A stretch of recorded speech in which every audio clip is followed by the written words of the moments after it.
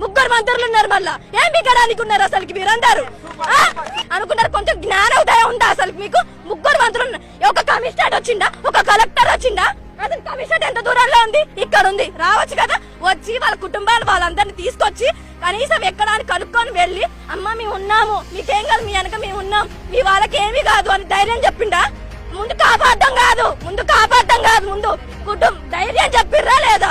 మీ పిల్లలు ఉన్నాం, మేము ఉన్నాం, చేసాం అని మంత్రి వచ్చిండయ్యా, ఏం బీకడానికి వచ్చిందో తెలియదు. వచ్చి జై తుమ్మలను పెట్టుకోవడానికి రేవంత్ రెడ్డి ఎడిపోయిండు, దొడ్డా నరేష్ ఎడిపోయిండు, తుమ్మలాయసన వచ్చిండు ఒకసారి మన బజారు.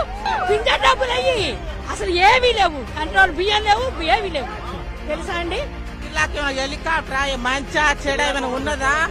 ఏం పెడతారు జిల్లాకు? ఒక మంచి పెడతారా? ఇల్లు పైసలు మాత్రం తింటారు, ఓట్లు తింటారు. మంది మనుషులు కాదా వాళ్ళు?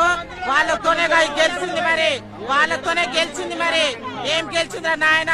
చీకటి అయింది, ఆ పిల్ల పసి పిల్లలు ఉన్నారు, వాళ్ళకి న్యాయాలు జరుగుతున్నాయా? గాని మంది ఓట్లు కావాలి, అన్ని కావాలి. వాళ్ళు చచ్చిన వాళ్ళని పట్టించుకునే నాదుడే లేడు. ఏం మనుషులు ఆయన చావండి అంటే పోయి వాళ్ళ ఉసురు దాగి చస్తారు, మీరు తెలుసా?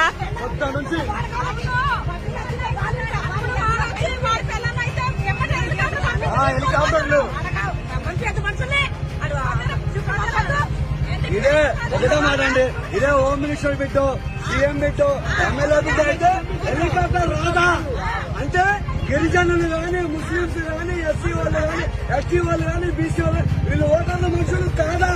కాదప్పుడు మీరు ధైర్యం అనకూడదు, ధైర్యం చెప్తున్నారు. మా దగ్గర ఎందుకు రాలేదు? మీరు ఎమ్మెల్యేలు కాదు మా బిడ్డలో, పోకింగ్ మా కొడుకులు అని కరెక్ట్ చెప్తున్నారు.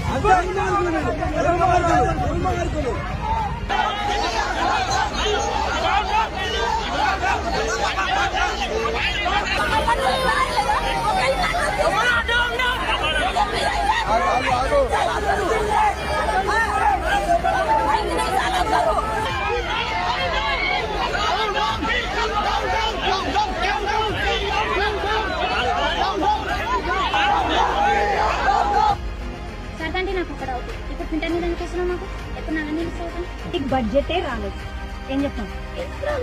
ఎందుకు రాలే? మళ్ళీ వచ్చినప్పుడు మీకు పిల్లలకు ఫుడ్ పెట్టాలని నాన్న యాతన పడి నేను తెలియని నేను తప్పులు తెచ్చి ఇంట్లో పిల్లలకు అమ్మా ఒంట్లో బడ్జెట్ లేకపోతే మీకు తిండి ఒకటి పెట్టాలి. అప్పుడు పిల్లలు సఫర్ కావద్దని